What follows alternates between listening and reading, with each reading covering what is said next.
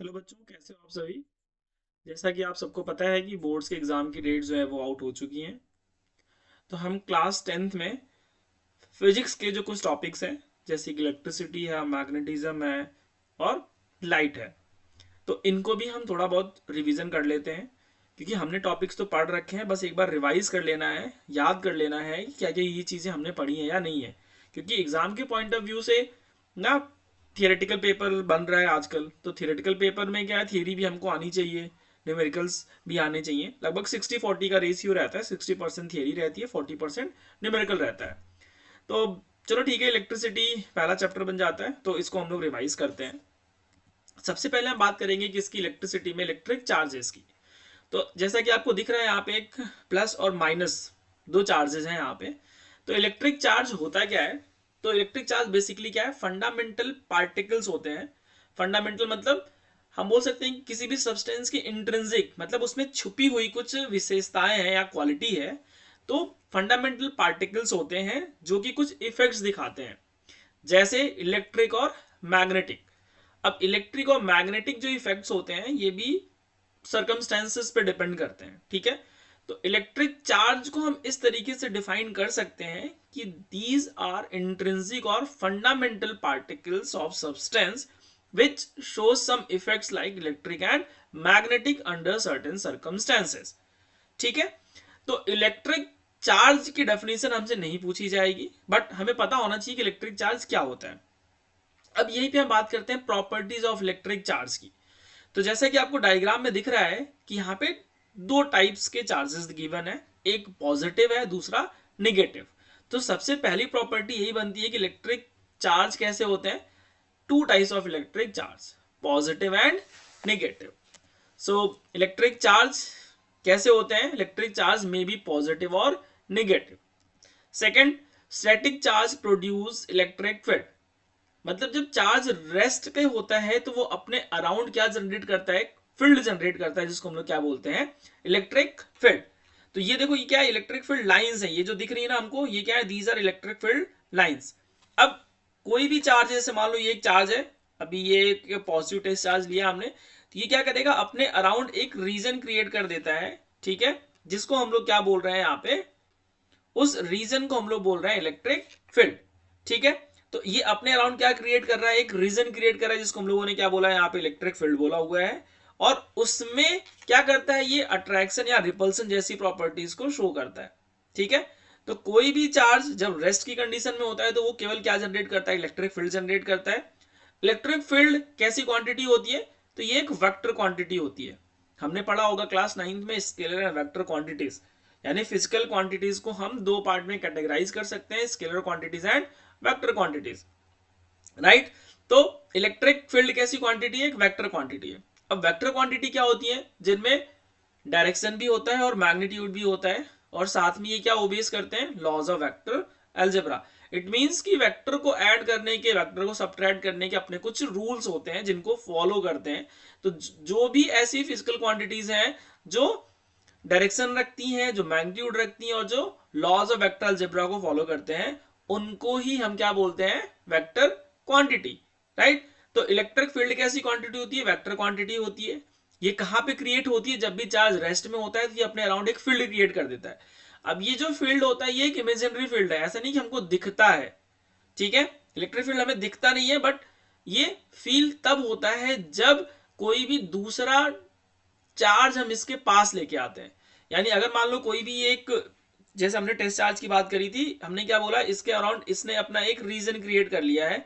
इसमें जब भी हम किसी भी दूसरे चार्ज को लेके आएंगे तो या तो ये फोर्स ऑफ अट्रैक्शन फील करेगा या फोर्स ऑफ रिपल्सन, ठीक है। तो स्टैटिक चार्ज क्या प्रोड्यूस करता है, अपने अराउंड इलेक्ट्रिक फील्ड क्रिएट कर देता है। Next property, like charges repel and unlike charges attract each other. ठीक है। अब इसको हम ऐसे डायग्राम से भी समझ सकते हैं, मान लो ये कोई भी एक चार्ज है जिसपे हमने पॉजिटिव चार्ज बना दिया और ये एक नेगेटिव चार्ज है, ठीक है। अब क्या होगा, ये दोनों कैसे हैं, अपोजिट चार्ज है, तो इनमें क्या होगा, अट्रैक्शन। अगर हम यहीं पे एक और चार्ज ऐसे ले लें,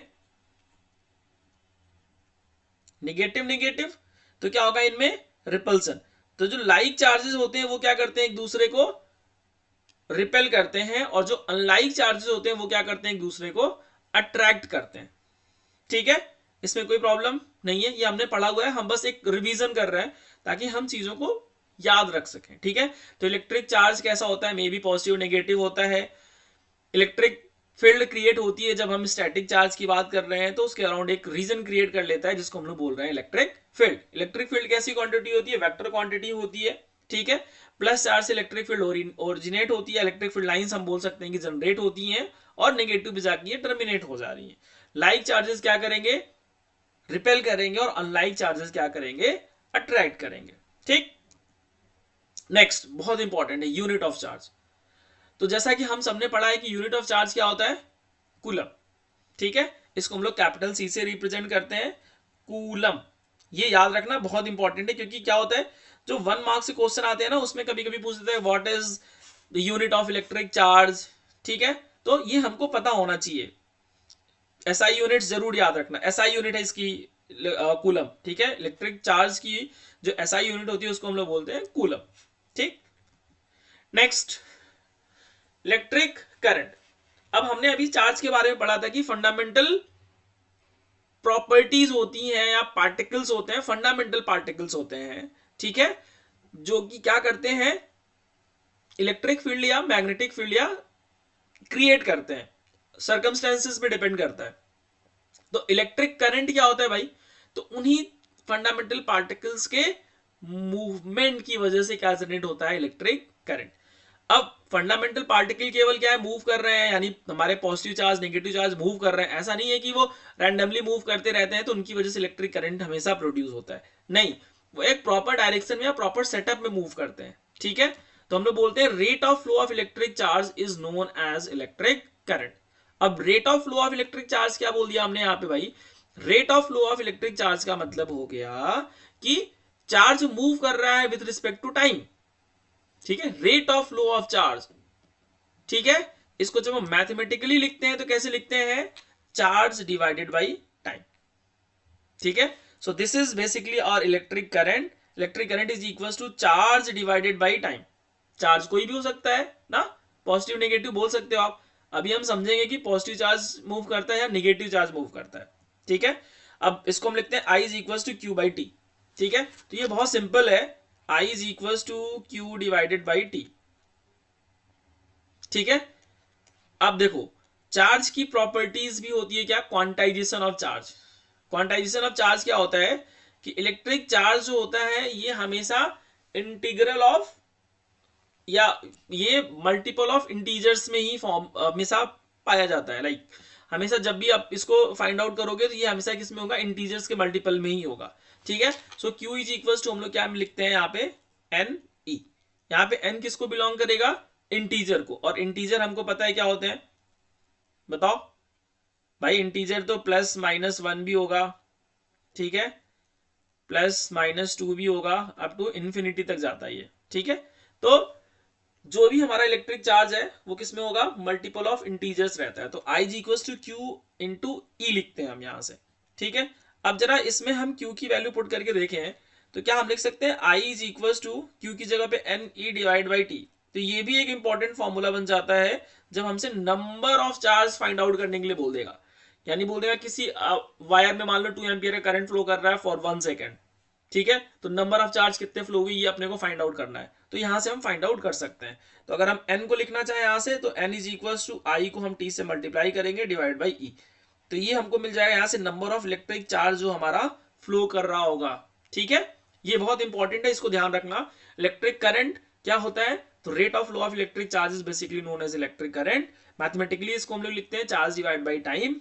इसको हम I equals to Q by T लिखते हैं। क्यू क्या है यहाँ पे, इलेक्ट्रिक करंट को रिप्रेजेंट कर रहा है, कैपिटल क्यू इलेक्ट्रिक चार्ज को, और टी किसको, टाइम को रिप्रेजेंट कर रहा है। ठीक है, अब यहीं पे जरा हम लोग यूनिट की भी बात कर लें भाई। तो इलेक्ट्रिक करंट की यूनिट क्या होती है, एम्पियर।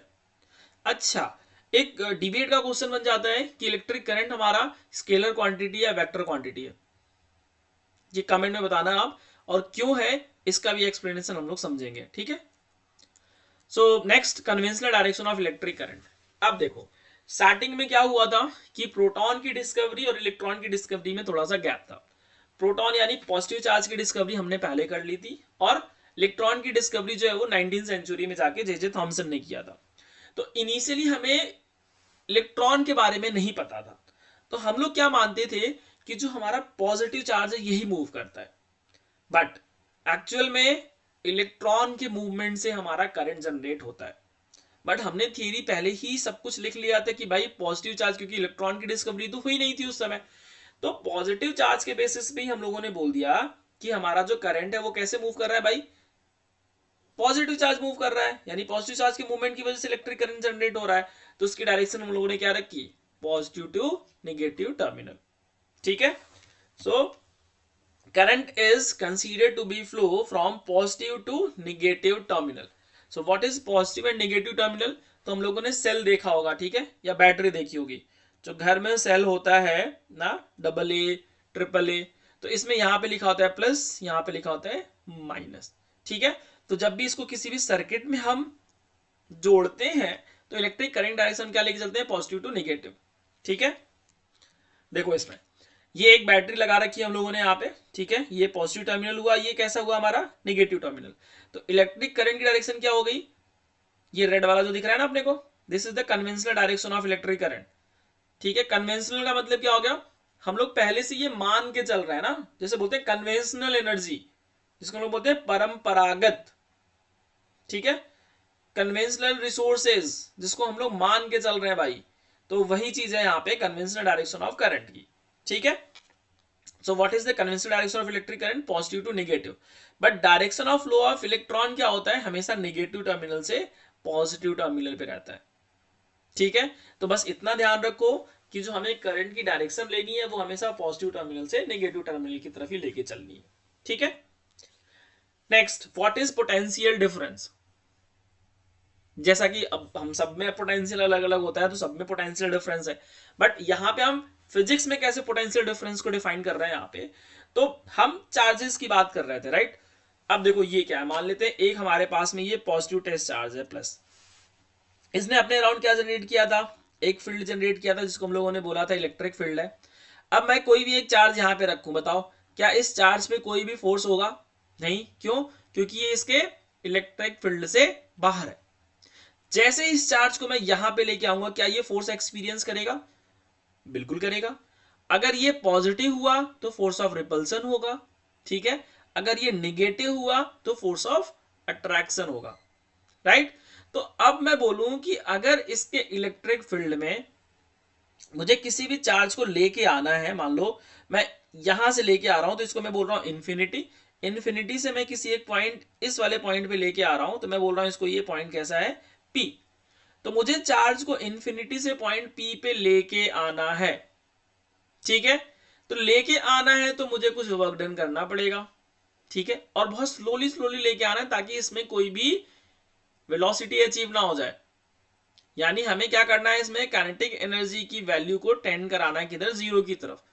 ठीक है, तो हम क्या कर रहे हैं, इस चार्ज को इन्फिनिटी से लेके इस पॉइंट तक लेके आ रहे हैं, तो कुछ वर्क डन किया हमने। ठीक है, so that work done on charge is known as electric potential. ठीक है, इलेक्ट्रिक पोटेंशियल क्या हो गया, हम बोलेंगे in bringing a test charge from infinity to a point, ठीक है, in bringing a test charge from infinity to a point, work done upon charge is basically electric potential. ठीक, ये चीज क्लियर हुआ। अब मान लो बोलो इसी फील्ड के अंदर दो पॉइंट ले लो, एक पॉइंट पी है और एक पॉइंट यहां पे मैं मान लेता हूं क्यू है। अब बताओ पी से क्यू तक लेके आऊंगा तो भी मुझे कुछ ना कुछ वर्क डन करना पड़ेगा, लेकिन ये दोनों पॉइंट जो हैं, पी पॉइंट और क्यू पॉइंट, दोनों कहां है, इस फील्ड के अंदर है, सो इनसाइड द फील्ड है। ठीक है, पी का अपना पोटेंशियल होगा जिसको मैं बोल देता हूं वीपी, क्यू का अपना पोटेंशियल होगा जिसको मैं बोल देता हूं वी क्यू। अब हमको दिख रहा है कि जैसे जैसे हम पास में लेके चले जाएंगे तो हमें ज्यादा वर्क डन करना पड़ेगा। इट मींस कि जो वी क्यू है, यहां पे ले आने में जो वर्क डन करना पड़ रहा है वो वीपी से ज्यादा करना पड़ेगा। तो इसका मतलब जो पोटेंशियल होगा वी क्यू का, वो वीपी से ज्यादा होगा। ठीक है, अब जब पोटेंशियल डिफरेंस की बात करेंगे, हम बोलेंगे वी डिफरेंस, तो ये क्या होगा, वी क्यू माइनस Vp। अभी हम लोगों ने पोटेंशियल को समझा था। पोटेंशियल क्या था भाई? Work done divided by charge. जिस चार्ज पे हम वर्क डन कर रहे थे, तो मैं इसको लिख सकता हूँ वी क्यू में क्या होगा, वर्क डन कहाँ पे करने लाने में, work done in bringing at point Q minus work done in bringing charge at point P, और डिवाइडेड बाई क्या कर दूं, total charge, that is V difference, यानी potential difference. So inside an electric field difference of potential of two points is known as potential difference. Clear हुआ ये चीज? देखो, work must be done to move a charge between two points. बिल्कुल सही बात है भाई, दो पॉइंट्स के बीच में हमको वर्क डन करना ही पड़ेगा।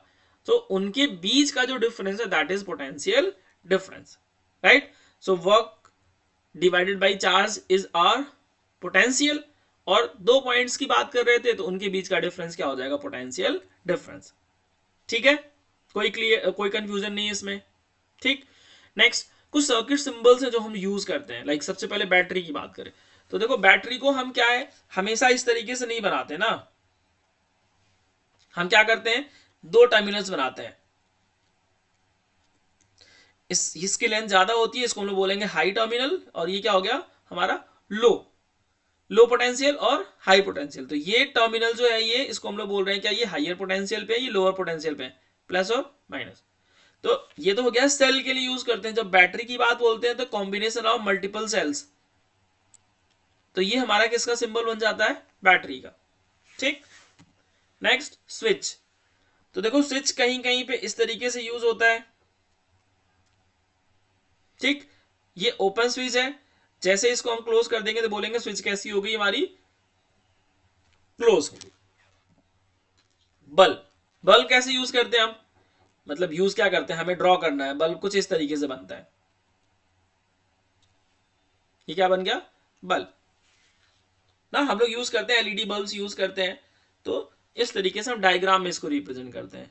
रजिस्टर, देखो यहाँ पे दिख भी रहा होगा डायग्राम में, देखो ये रजिस्टर होता है। तो इस तरीके से कलर कोडिंग के साथ थोड़ी हम बनाते हैं। तो जब भी हम बनाते हैं, हम कैसे बनाते हैं, इस तरीके से बनाते हैं। So this is basically our register, एक वेरिएबल, ये एक रेजिस्टेंस को रिप्रेजेंट कर रहा है। ठीक। Now most important, Ohm's law. क्या होता है ओम्स लॉ भाई? तो हमको पता है कि किसी भी वायर में जब पोटेंशियल डिफरेंस हम जनरेट करा देंगे तो उसमें क्या फ्लो होगा, इलेक्ट्रिक करंट फ्लो होगा। और अगर इलेक्ट्रिक करंट फ्लो होगा तो क्या वो पोटेंशियल पे डिपेंड करेगा? बिल्कुल करेगा। कैसे करेगा? तो देखो, इलेक्ट्रिक पोटेंशियल जितना ज्यादा उतना इलेक्ट्रिक करंट। ठीक है, तो हम लोग बोल सकते हैं कि electric current is directly proportional to potential difference, या potential difference is directly proportional to electric current. ठीक है, तो हम लोग बोल सकते हैं कि जो पोटेंशियल डिफरेंस है ना, V is proportional to I, या हम लोग बोल सकते हैं I is also proportional to V, क्योंकि दोनों ही प्रोपोर्शनलिटी में है यहां पे। ठीक। तो ओम्स लॉ का जो स्टेटमेंट है वो कहता है कि the current flowing through a conductor is directly proportional to the voltage across it, provided, ये याद रखना, प्रोवाइडेड, क्या provided, temperature and other physical conditions remains constant. Temperature और other physical conditions remains constant. Physical condition मतलब हम उस wire की length ना बढ़ा दें, क्रॉस सेक्शनल एरिया को ना चेंज कर दें, वायर को ही ना चेंज कर दें। तो हमें ये सब चीजें ध्यान रखनी है कि हमें इनको क्या करना है, फिक्स रखना है। यानी टेम्परेचर और फिजिकल कंडीशंस को हमको सेम रखना है। केवल उसी कंडीशन में इलेक्ट्रिक करंट जो होगा वो किसके प्रोपोर्शनल होगा, वोल्टेज के। यानी वोल्टेज मतलब वही पोटेंशियल डिफरेंस की बात कर रहे हैं। तो हम लोग बोल रहे हैं I is proportional to V, तो हम लोग लिख सकते हैं V is also proportional to I। ठीक है, सो V is proportional to I। और जब भी हमको पता है ना कि जब भी प्रोपोर्शनलिटी हटती है तो हमको क्या मिलता है, एक कांस्टेंट टर्म मिलता है। जब भी प्रोपोर्शनलिटी रिमूव होगी कांस्टेंट टर्म आएगा वहां पे, और यहाँ पे जो कांस्टेंट है वो क्या है, यहाँ पे R। तो R क्या है यहाँ पे भाई, ये है कांस्टेंट। ठीक है, अब V किसको रिप्रेजेंट कर रहा था, वोल्टेज को, I किसको रिप्रेजेंट कर रहा है, इलेक्ट्रिक करंट को, और R किसको रिप्रेजेंट कर रहा है, रेजिस्टेंस को। ठीक है, सो V is proportional to I और V is equal to I into R। तो बहुत इंपॉर्टेंट है, याद रखना, electric current flowing through a conductor is directly proportional to the voltage across it provided temperature and other physical conditions remains constant। बहुत important है Ohm's law का statement, right. जब भी प्रोपोर्शनलिटी हटाते हैं तो एक कांस्टेंट टर्म आता है और यहाँ पे कांस्टेंट क्या है हमारा, रेजिस्टेंस, ठीक है। सो V is proportional to I, V equals to I into R। ये फॉर्मूला याद रखना बहुत इंपॉर्टेंट है, क्योंकि जो भी हम इलेक्ट्रिक करंट में न्यूमेरिकल सॉल्व करेंगे ना, वो इसमें इसको यूज करना ही पड़ेगा हमको, ठीक है। सो V is equals to voltage, I is equals to current and R को हम क्या बोल रहे हैं, रेजिस्टेंस ही है। अब जरा इसका हम लोग ग्राफ देखते हैं ना, बहुत इंपॉर्टेंट है ये, ठीक है। तो सबसे पहले चलो ग्राफ से पहले चलो सर्किट डायग्राम देख लेते हैं कि सर्किट डायग्राम कैसे बनेगा इसका। तो सबसे पहले हमको क्या लेना है, एक बैटरी लेनी है, उससे हमको एक डिवाइस कनेक्ट करना है जिसको हम लोग बोलते हैं एमीटर। टर्मिनल का ध्यान रखना, ये पॉजिटिव टर्मिनल, ये नेगेटिव। फिर यहां पे हम एक रेजिस्टेंस लगा रहे हैं और रेजिस्टेंस के क्रॉस हम लगाते हैं क्या, वोल्ट मीटर, ठीक। यहां पे हम लगाएंगे एक स्विच, फिर यहां पे हम लगाते हैं एक वेरिएबल रेजिस्टेंस जिसको हम लोग बोलते हैं रियोस्टेट, ठीक है। What is this, this is variable resistance, ठीक। जैसे ही स्विच को क्लोज करेंगे क्या होगा, इसमें इलेक्ट्रिक करंट फ्लो होना स्टार्ट होगा। तो इस रियोस्टेट की हेल्प से हम क्या करते हैं, रेजिस्टेंस की वैल्यू को वेरी करते हैं। तो जैसे जैसे हम रेजिस्टेंस बढ़ाते हैं तो क्या होगा, इलेक्ट्रिक करंट की वैल्यू भी यहाँ पे चेंज होगी। तो ये है circuit diagram for Ohm's law. याद रखना बहुत इंपॉर्टेंट है ये डायग्राम, कभी कभी पूछ दे रहा है draw circuit diagram of Ohm's law, ठीक है। पोलैरिटी का ध्यान रखना, प्लस माइनस, ये क्या है हमारा रेजिस्टेंस है, ठीक है, एक्सटर्नल रेजिस्टेंस इसको बोलते हैं। और ये रियोस्टेट है, रियोस्टेट बेसिकली क्या होता है, एक वेरिएबल रेजिस्टेंस होता है और इससे हम रेजिस्टेंस की वैल्यू को चेंज करते हैं, ठीक है। अब जैसे हम रेजिस्टेंस चेंज करेंगे तो हमको पता है कि इलेक्ट्रिक करंट की वैल्यू भी चेंज होगी, ठीक। Next, graph for Ohm's law. Graph कैसे बनता है भाई, तो स्ट्रेट लाइन, क्यों, क्योंकि अभी हमने पढ़ा था ना V is equal to I into R, और R तो क्या है यहाँ पे, कांस्टेंट है। तो जब R कांस्टेंट है तो मैं बोलूंगा कि जितना V बढ़ेगा उतना ही I बढ़ेगा, ठीक है। बट मल्टीपल ऑफ R है यहाँ पे, याद रखना ये चीज। तो ग्राफ कैसा बनता है, तो ग्राफ के लिए हमको पता है कि दो कोऑर्डिनेट होने चाहिए, एक एक्स और वाई। तो इस एक्स पे हम लोग रखते हैं यहाँ पे करंट की वैल्यू को, और यहाँ पे रखते हैं हम लोग पोटेंशियल डिफरेंस की वैल्यू को, V को, ठीक। जो ग्राफ आता है वो कैसा आता है, इसका स्ट्रेट लाइन आता है, ठीक है। यानी इसका जो स्लोप होगा, मान लेते हैं ये एंगल थीटा है, तो हमको पता है कि जो टेन थीटा की वैल्यू होती है, हमने मैथ्स में पढ़ा है, क्या होता है, परपेंडिकुलर अपॉन, बोलो बोलो बोलो, परपेंडिकुलर अपॉन बेस, गुड। तो परपेंडिकुलर मतलब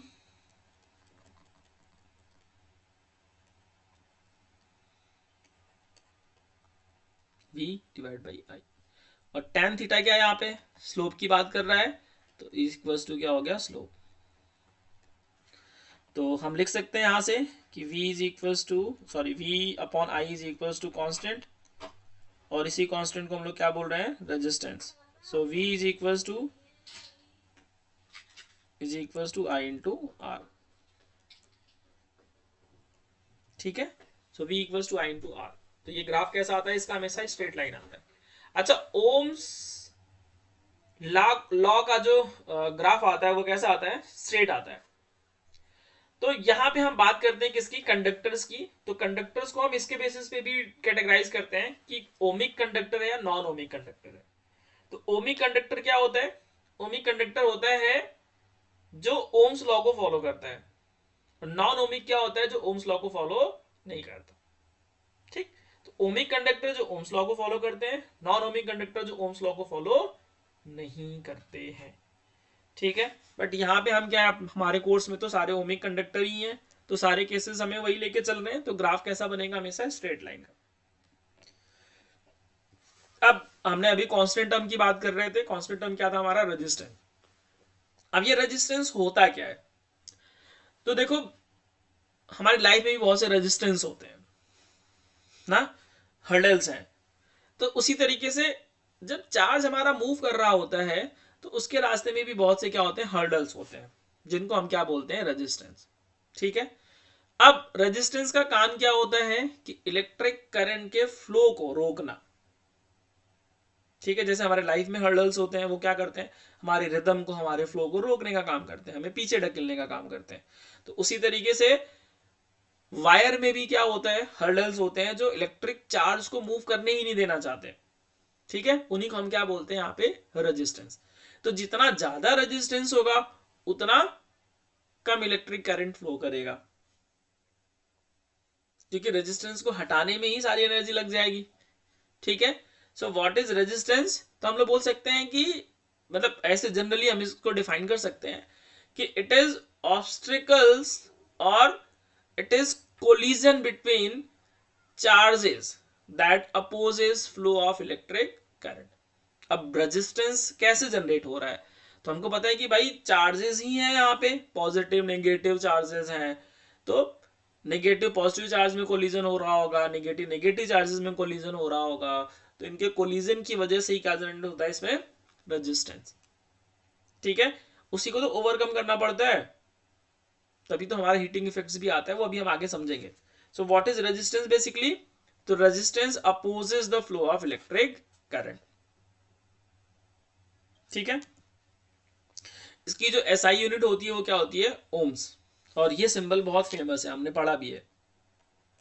ठीक है, हर जगह यूज करते हैं। अब ये देखो क्या होता है, जब हम डायग्राम बनाते हैं तो ये रेजिस्टेंस का डायग्राम बनता है ऐसे जिगजैग, बट एक्चुअल में रेजिस्टेंस ऐसा होता है। ठीक है। अब देखो रेजिस्टेंस क्या है, थोड़ा सा हम लोग इसको डायग्राम बना के समझ लेते हैं। मान लो ये एक वायर है और इस वायर में क्या है, चार्ज है ना, पॉजिटिव चार्ज हमारा है। ठीक है। अब इसमें क्या कर रहा है, इलेक्ट्रॉन हमारा मूव करना चाह रहा है। अब जब इलेक्ट्रॉन मूव करेगा, मान लो इस डायरेक्शन में जा रहा है, तो वो क्या होगा, इसका इससे कोलिजन हो गया। तो जब कोलिजन होगा, जितना ज्यादा ये प्लस चार्ज होगा यहाँ पे, उतना ज्यादा कोलिजन होगा। जितना कम इलेक्ट्रॉन होंगे उतना ज्यादा कोलिजन होगा। मान लो इलेक्ट्रॉन की काउंटिंग हम बढ़ा दें, बहुत ज्यादा बढ़ा दें, तो क्या होगा, कोलिजन का इफेक्ट नहीं दिखेगा उस पर। क्लियर है ये चीज। तो कोलिजन का इंपैक्ट अगर हमको कम करना है तो हमको कुछ चीजें, कंडीशंस हैं जिन पे हमारा रेजिस्टेंस डिपेंड करेगा। तो रेजिस्टेंस बेसिकली क्या है, इट इज कोलिजन, या एक हर्डल है, ऑब्स्ट्रिकल है। ठीक है, जो क्या कर रहा है, that opposes the flow of electric current. So resistance basically opposes the flow of current. ठीक है, जितना ज्यादा कोलिजन होगा उतना ज्यादा रेजिस्टेंस होगा। ठीक, इसकी यूनिट क्या होती है, ओम्स। अब बहुत इंपॉर्टेंट है, फैक्टर्स अफेक्टिंग रेजिस्टेंस। ठीक है, कौन कौन से फैक्टर्स होते हैं जो रेजिस्टेंस को अफेक्ट करते हैं। सबसे पहला है हमारा लेंथ ऑफ कंडक्टर, यानी जितना ज्यादा कंडक्टर का लेंथ होगा उतना ज्यादा कोलिजन होगा। ऐसे समझो, ये वायर है। ठीक है, ठीक है, इसकी लेंथ L1 है, इसकी लेंथ L2 है। अब आपको दिख रहा है कि जो L2 है इसमें ज्यादा कोलिजन होगा, क्योंकि इसको ज्यादा डिस्टेंस ट्रेवल करना पड़ेगा। तो लेंथ पे कैसे डिपेंडेंसी होगी, हम बोलेंगे resistance is directly proportional to length. जितना ज्यादा लेंथ उतना ज्यादा कोलिजन। ठीक है। Next point is area of cross section. अब मान लो ये एक वायर का क्रॉस सेक्शन है और एक ये है। अब इसका क्रॉस सेक्शन A1 है, इसका क्रॉस सेक्शन A2 है। अब हमको दिख रहा है कि A2 में ज्यादा स्पेस है मूव करने के लिए। ठीक है, तो A1 में जो रेजिस्टेंस होगा वो ज्यादा होगा एज कंपेयर टू A2। ठीक, यानी क्रॉस सेक्शनल एरिया अगर बढ़ेगा तो रेजिस्टेंस क्या होगा, घटेगा।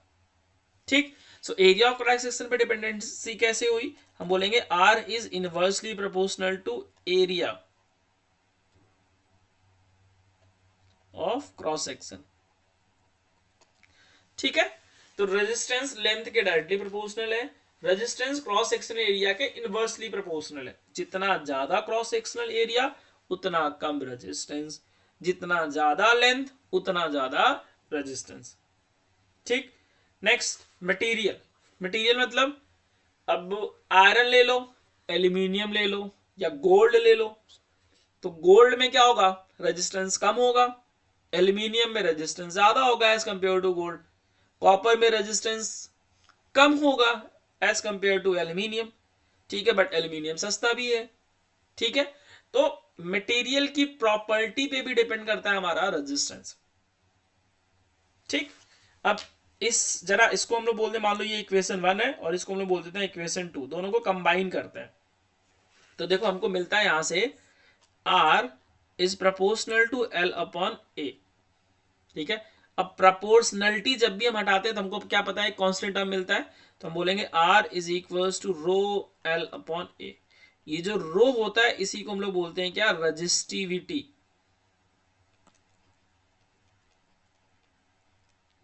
ठीक है, और ये कांस्टेंट होती है फॉर अ मटेरियल, सब मटेरियल की अपनी रजिस्टिविटी अलग अलग होती है। ठीक है, तो रजिस्टिविटी पे डिपेंड करता है, इसी को हम लोग बोल रहे हैं क्या, नेचर ऑफ मटेरियल। ठीक है, रजिस्टिविटी गोल्ड की, सिल्वर की कैसी होगी, कम होगी, कॉपर की उनसे थोड़ी ज्यादा होगी, आयरन की उससे ज्यादा होगी, एल्यूमिनियम की उससे ज्यादा होगी। राइट, तो रजिस्टिविटी कांस्टेंट होती है, ये डिपेंड करती है किस पे, नेचर ऑफ द मटेरियल पे। ठीक, नेक्स्ट पॉइंट इज टेम्परेचर। अब टेम्परेचर पे डिपेंडेंसी कैसे होती है, तो हमको पता है जैसे जैसे टेम्परेचर बढ़ेगा वैसे वैसे रेजिस्टेंस बढ़ेगा फॉर कंडक्टर।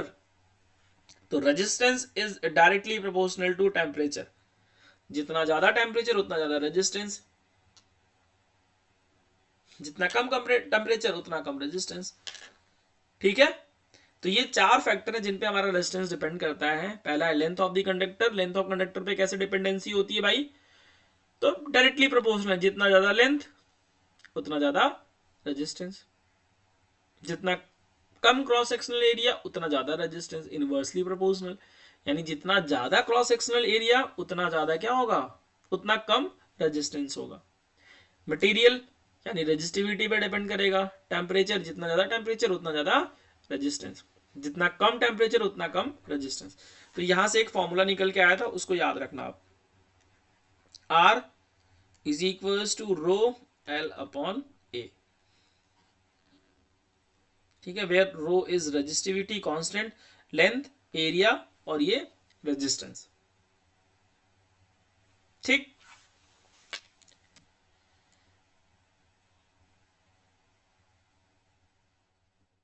देखो ये डायग्राम दिख रहा होगा यहाँ पे ना, ये क्रॉस सेक्शनल एरिया है, ये लेंथ है, रेजिस्टिविटी हम लोगों ने देखी ली, रजिस्टर था ये। So rho is equal to R A upon L, यानी वही फॉर्मूला है, इसी को घुमा के लिखा हुआ है बस। ठीक है, न्यूमेरिकल के लिए बहुत इंपॉर्टेंट है, यानी रजिस्टर्स को हम किस तरीके से कंबाइन कर सकते हैं। तो सीरीज में तीन रजिस्टर्स यहाँ पे लगे हैं, R1 R2 और R3। सीरीज में हमें क्या करना है, हमको सिंपल ऐड कर देना है, लिख देना है। ठीक है, फॉर एन एग्जाम्पल मान लो ये एक कोई भी रेजिस्टेंस हमने दो बना लिया, ये 2 ओम का है और ये 3 ओम का है, ये ए और बी के क्रॉस लगा हुआ है। हमसे पूछ दिया कि भाई आर ए बी के क्रॉस कितना हुआ, तो हमको पता है सिंपल जोड़ देना है, कितना हो गया ये 5। ठीक है, तो सीरीज में जो रेजिस्टेंस होते हैं उनको हमको ऐड ऑन कर देना है, हमको टोटल रेजिस्टेंस मिल जाएगा सर्किट का। ठीक, डेरिवेशन कोर्स में नहीं है, बस हमको इतना समझ लेना है कि हम किस तरीके से सीरीज के रेजिस्टेंस का सम करेंगे, यानी टोटल रेजिस्टेंस निकालना है तो हमको सिंपली ऐड कर देना है R1 R2 R3। ठीक है, ऐसे ही अगर n नंबर लगे होंगे तो हमको सबको जोड़ देना है, जितने भी सीरीज में होंगे सबको ऐड ऑन कर देना है। ठीक है, तो सीरीज के लिए फॉर्मूला हमारा हो जाता है R1 R2 R3, ये 3 के लिए है। अगर मान लो हमारे पास 3 से ज्यादा है तो हमको सिंपली ऐड ऑन करते चले जाना है। ठीक, नेक्स्ट पैरेलल। तो पैरेलल के लिए जो फॉर्मूला हम यूज करते हैं वो हम 1 upon R total is equal to 1 upon R1 plus 1 upon R2 plus 1 upon R3, जिससे देखो इस तरीके से कंबाइन होगा। ठीक है, ये एक सर्किट डायग्राम दिया हुआ है, ये हुआ हमारा R1, ये हुआ R2, ये हो गया R3। तो हमको जो R टोटल मिल रहा है हम लोग बोलेंगे R total is equal to 1 upon R1 plus 1 upon R2 plus 1 upon R3। ठीक है, इनको सॉल्व कर लेंगे, फिर उसका रेसिप्रोकल कर देंगे तो हमको टोटल रेजिस्टेंस की वैल्यू मिल जाएगी। जैसे मैं मान लूँ एग्जाम्पल के लिए यहाँ पे अगर मैं R1 की वैल्यू बोलूँ, मान लो ये 2 है, ये 3 है और ये है 6। तो अब हम क्या करेंगे, यहाँ पे हम लिखेंगे 1/r total is equal to 1/2 plus 1/3 plus 1/6। LCM लोगे कितना आएगा 6, 3 प्लस 2 प्लस 1, तो कितना आ गया ये 6/6 1/r टोटल। तो r टोटल की वैल्यू कितनी आ गई 1 ओम। रेसिप्रोकल ले लेंगे, ठीक, तो 1 ओम आ गई। तो इस तरीके से सॉल्व करना है। अब प्रॉब्लम कहाँ होती है, जब हमारे क्वेश्चन में कॉम्बिनेशन आ जाता है, यानी सीरीज और पैरेलल दोनों आ जाता है। ठीक है, तो अभी हम केवल थ्योरी रिवीजन कर रहे हैं। इसके बाद जो मैं नेक्स्ट वीडियो डाल दूंगा उसमें हम न्यूमेरिकल भी डिस्कस करेंगे। ठीक है, next heating effects of current. अभी हम लोगों ने बात करी थी कि जब भी किसी भी वायर में इलेक्ट्रिक करंट फ्लो होता है तो कुछ टाइम के बाद क्या होता है, वो वायर हीटअप हो जाता है। ठीक है, और अगर और देर तक उसमें करंट फ्लो होता रहे तो क्या होगा, हीटिंग इफेक्ट इतनी ज्यादा हो जाएगी कि वायर मेल्ट कर जाता है। ठीक है, सो व्हाट इज हीटिंग इफेक्ट। तो अभी हम लोगों ने डिस्कस करा था कि रेजिस्टेंस क्या होता है भाई, कोलिजन। अब खुद सोचो कि कोलिजन में क्या एनर्जी का लॉस नहीं होता, बिल्कुल होता है। काइनेटिक एनर्जी वहां पे कन्वर्ट होती है किसमें, एनर्जी में। हीटिंग इफेक्ट तो वहीं से आ रहा है ना। और हीटिंग इफेक्ट्स को फाइंड आउट किसने किया था, जूल्स ने। इसको हम लोग जूल्स लॉ ऑफ हीटिंग भी बोलते हैं। तो हम यहाँ पे बोलते हैं कि जो काइनेटिक एनर्जी थी वो लॉस तो हो रही है ड्यू टू कोलिजन, बट वो जा कहाँ रही है, वो टोटल टेम्परेचर को इंक्रीज करने में ही लग रही है।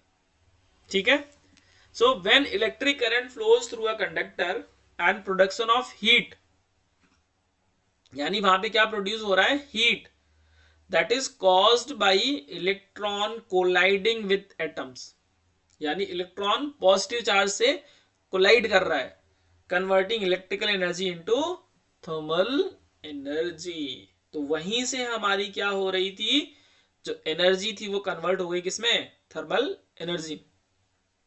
ठीक है, तो ये हीटिंग इफेक्ट कहां से आ रहा है भाई, सिमिलरली जब हम डिस्कस कर रहे थे रेजिस्टेंस को, तो रेजिस्टेंस में हमने क्या देखा था कि इलेक्ट्रिक चार्ज जो हमारा मूव कर रहा था तो वो कोलाइड कर रहा था, तो उस कोलाइड की यानी कोलिजन की वजह से उसके पास में जो काइनेटिक एनर्जी थी वही कन्वर्ट हो रही थी भाई किसमें, हीटिंग इफेक्ट्स में। तो हम बोलेंगे कि यहाँ पे जो इलेक्ट्रिकल एनर्जी है वो कन्वर्ट हो रही है किसमें, थर्मल एनर्जी में, क्योंकि इलेक्ट्रिक करंट के फ्लो होने से इलेक्ट्रिकल एनर्जी आ रही है वहां पे, right. Heat produce is equal to I²RT, बहुत इंपॉर्टेंट फॉर्मूला है ये। ठीक है, जो हीट डेवलप होता है वो डायरेक्टली प्रोपोर्शनल होता है स्क्वायर ऑफ करंट के, जो हीट प्रोड्यूस होता है वो डायरेक्टली प्रोपोर्शनल होता है रेजिस्टेंस के, और जो हीट होता है वो डायरेक्टली प्रोपोर्शनल होता है टाइम के, कितने टाइम के लिए वो फ्लो कर रहा है। जब इन तीनों कंबाइन करते हैं तो हमारा फॉर्मूला जो बनता है वो बनता है I²RT। ठीक है, अच्छा इसी वाले फॉर्मूले में अगर हम लोग क्या करें, V is equal to I R से क्या करें हम लोग, I को रिप्लेस करें तो I इज इक्वल टू बनेगा यहाँ पे V डिवाइड बाई R। अब इस I की वैल्यू अगर हम लोग उठा के इस इक्वेशन में पुट कर दें तो देखो H इज इक्वल टू क्या बन गया, V² डिवाइड बाई नीचे क्या बनेगा R², ऊपर R इंटू टी, R से R एक कैंसिल आउट हो गया, सो H इज इक्वल टू क्या बन गया, V² divide by R into T. तो ये भी एक फॉर्मूला बन गया। अगर वोल्टेज गिवन है तो हम ये वाला फॉर्मूला यूज कर लेंगे, अगर इलेक्ट्रिक करंट गिवन है तो हम ये वाला फॉर्मूला यूज कर लेंगे। ठीक है, दो फॉर्मूले मिल गए हमको, दोनों फॉर्मूला याद रखना बहुत इंपॉर्टेंट होता है, ये न्यूमेरिकल के लिए बहुत इंपॉर्टेंट होता है।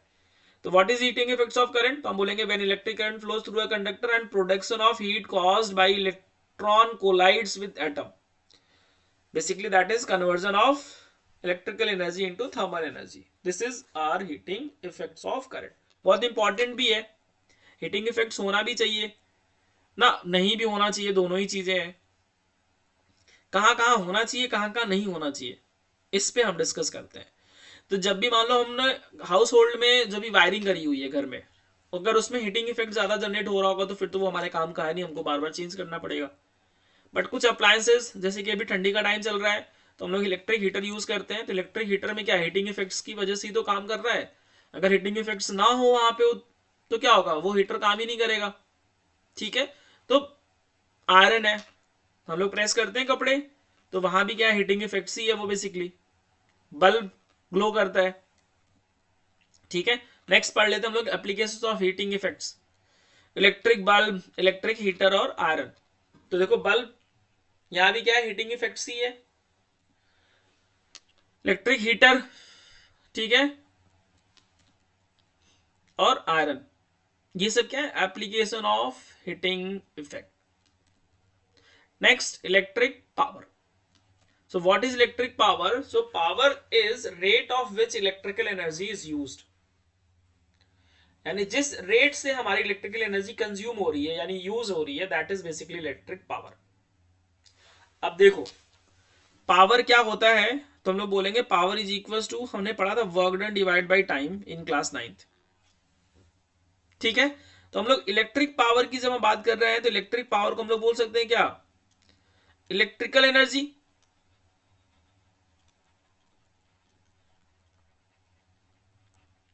Divided by time. ठीक है, so electric power is basically electrical energy consumed किसके साथ में, टाइम के साथ। So electric power is the rate of which electrical energy is use. So P is equal to V into I, ये बहुत important formula है, power is equal to V into I. ठीक, अब ये आया कहां से थोड़ा समझ लेते हैं हम लोग, यहीं पे इलेक्ट्रिक पावर की बात कर रहे थे हम लोग। So power is equal to, ये देखो इलेक्ट्रिकल एनर्जी है, तो इलेक्ट्रिकल एनर्जी क्या होती है बेसिकली, क्या वर्क डन, किस में वर्क डन की बात कर रहे हैं हम लोग, तो जब भी किसी भी वायर में इलेक्ट्रिक करंट फ्लो होता है, ठीक है, तो किसकी वजह से होता है, इलेक्ट्रिक पोटेंशियल की वजह से होता है। वो इलेक्ट्रिक पोटेंशियल क्या करता है, चार्ज पे कुछ वर्क डन करता है। तो इलेक्ट्रिकल एनर्जी जो होती है वो होती है हमारी क्या, V इंटू क्यू, और Q क्या है यहाँ पे चार्ज, और V क्या है इलेक्ट्रिक पोटेंशियल, यानी इलेक्ट्रिक पोटेंशियल ने किस पे काम किया, चार्ज पे काम किया। So power electrical energy V into Q. और इस वाले फॉर्मूले में देखो डिवाइडेड बाई किससे, T से है, तो T से डिवाइड कर दो, तो पावर इज इक्वल टू क्या बन गया V, और Q बाई T को हम लोग क्या लिख सकते हैं यहाँ पे I। So P is equal to V into I, so power is equal to V into I, यही हमारा फॉर्मूला। ठीक है, so P is equal to V into I. अब देखो जैसे कि हमको पता है ओम्स लॉ हमने पढ़ा था, V is equal to I into R था। ठीक है, अब यहां से अगर हम लोग I की वैल्यू निकालें तो हम लोग बोल सकते हैं I is equal to V divide by R. तो अब इसमें पुट करते हैं जरा किसकी, I की value. So P is equal to क्या बन जाएगा, V into V divide by R. तो यहां से एक पावर का फॉर्मूला बन गया हमारा V square divide by R. ठीक है, सिमिलरली जब हम क्या करेंगे, V की वैल्यू पुट करेंगे तो लिखेंगे हम I इंटू आर, और पहले से यहाँ पे क्या है I है, ये बनेगा P is equal to I square R. ठीक है, तो हमको तीन फॉर्मूले मिल गए, V is equal to sorry P is equal to V into I, P is equal to V square divide by R, और P equal to I square R. अब ये फॉर्मूले कहाँ कहाँ यूज करने हैं, तो V स्क्वायर अपॉन आर जब हमको पैरेलल कॉम्बिनेशन दिखेगा तो वहां पे हम यूज कर सकते हैं, और आई स्क्वायर आर वाला फॉर्मूला हम यूज करेंगे जब हमको क्या कहाँ पे सीरीज कॉम्बिनेशन दिखेगा तो वहां पे हम यूज करेंगे। ठीक है, इलेक्ट्रिक पावर की जो यूनिट होती है वो होती है वॉट। ठीक है, याद रखना है। नेक्स्ट इलेक्ट्रिक एनर्जी की यूनिट पूछ देता है कभी कभी, इलेक्ट्रिक एनर्जी की यूनिट क्या होती है, तो 1 किलोवाट आर। ठीक है, इंपॉर्टेंट है, याद रखना, 1 क्वेश्चंस मार्क्स के जो क्वेश्चंस आते हैं वहां पे ये चीजें पूछी जा सकती हैं। Now safety uses of electricity, always use insulated wire, insulated wire ही यूज करने चाहिए हमको। Avoid touching switches with wet hands, गीले हैंड से हमको टच नहीं करने चाहिए। Next use proper fuse rating, यानी जो भी हमारे महंगे अप्लायंसेज हैं या जो भी सस्ते अप्लायंसेज हैं तो उनमें फ्यूज लगे होते हैं, तो हमको प्रॉपर रेटिंग के फ्यूज यूज करने चाहिए। ठीक है, तो ये एक क्विक रिवीजन था अगर आपको लेक्चर पसंद आया हो, आपने कुछ सीखा हो, चीज़ें कुछ रिवाइज करी हो, तो इसको लाइक करना, वीडियो को अपने दोस्तों के साथ में शेयर करो ताकि वो भी एक बार रिवाइज कर लें। नेक्स्ट मैं इसमें क्या करूँगा कि क्वेश्चंस, कुछ इंपॉर्टेंट क्वेश्चंस या किस तरह क्वेश्चंस फ्रेम होते हैं सीबीएसई में, मैं वो लेक्चर फ्रेम करता हूँ, मतलब लेक्चर मैं बनाता हूँ और वो मैं डालूंगा। ठीक है, आप देखना। ठीक है, तो आज के लिए इतना ही। Thank you.